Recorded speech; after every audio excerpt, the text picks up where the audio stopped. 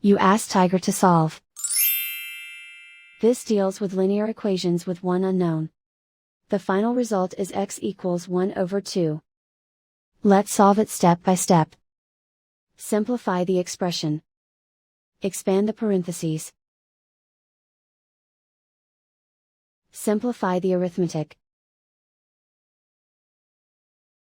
Group all constants on the right side of the equation. Subtract 1 from both sides. Simplify the arithmetic.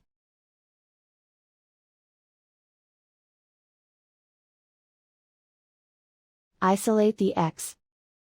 Divide both sides by 2. Simplify the fraction. And so the final result is x equals 1 over 2.